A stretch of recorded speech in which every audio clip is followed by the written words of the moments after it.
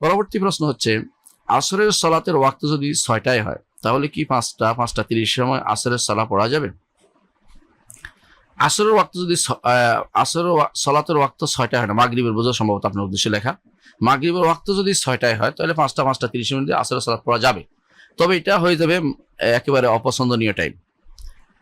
ওই ব্যক্তির জন্য এটা যায় যে ব্যক্তি ঘুম থেকে উঠছে, এক। দ্বিতীয়ত, এই সময়ে নাবালক সাবালক হয়েছে।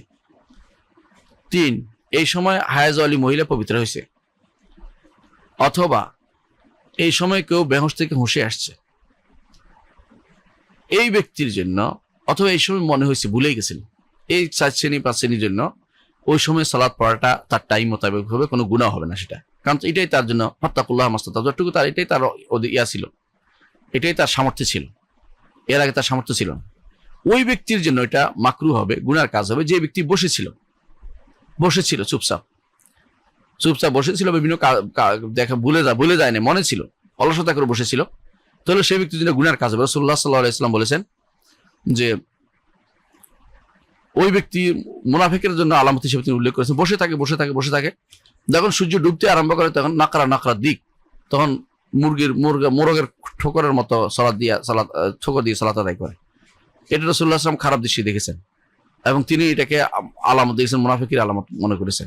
রাসূলুল্লাহ সাল্লাল্লাহু আলাইহি ওয়াসাল্লাম এটাকে কঠিনভাবে নিয়ন্ত্রণ করেছে। এই জন্য কেউ বসে থেকে চুপচাপ থেকে বিনা কারণে টাইম পিছিয়ে দিয়ে 5:30 দিকে সালাত আদায় করাটা অবশ্যই দেরি হয়ে গেছে, তখন এটা হবে তার জন্য একটা অপরাধমূলক কাজ।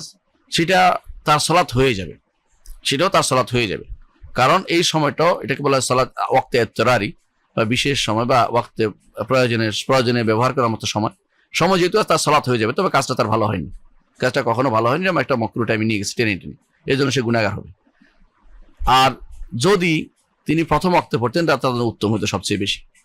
কিন্তু আরেকটি জিনিস আছে, সেটা হচ্ছে একটা সময় আছে, এই সময় কিন্তু এই ব্যক্তির জন্য, যে ব্যক্তি চুপচাপ বসেছিল বিনা কারণে, তার জন্য ওই সময় কিন্তু সালাত পড়াটা আর জায়েজ হবে না, যখন সূর্য ডুবতে আরম্ভ করেছে।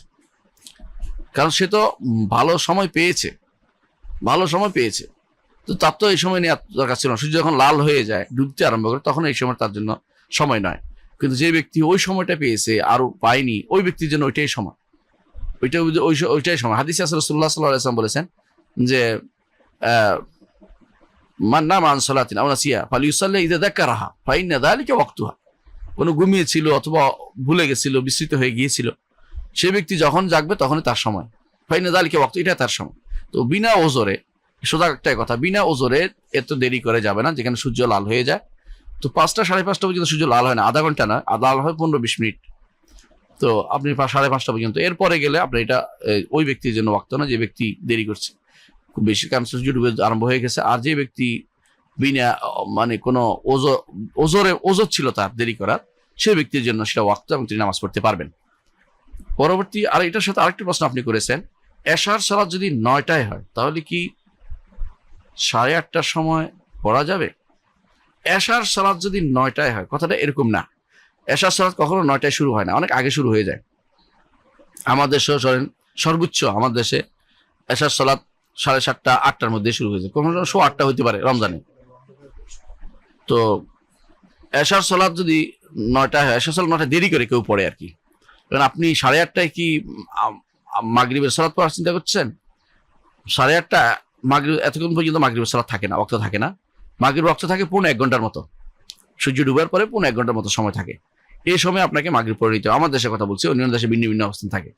তো এখন ধরেন সূর্য যখন ডুবে তার থেকে 1 ঘন্টার ভিতরে আপনি মাগরিব পড়তে পারেন। এরপরে গেলে আপনাকে এটা কাজা হবে, তবে এটা পড়তে হবে আপনাকে। এশার সালাতের সময় আপনাকে এশার সালাত এটা পড়ে নিতে হবে। তো এশার সালাত যদি 9টায় মসজিদে পড়ে, আপনি আগে পড়তে চান 8:30, সেটা জায়েজ হবে। কারণ যদি ওয়াক্ত হয়ে যায় 8:30, কখনো মাগরিবের ওয়াক্ত আর বাকি থাকে না কোনো সময়। আমাদের দেশে সেটা থাকে না। অন্যান্য কোনো দেশে যেখানে ওয়াক্ত হয়ে 8টা, সেটা আলাদা মাসালা, সেটার সাথে আমার আলোচনা হচ্ছে না। আশা করি বুঝতে পারছেন।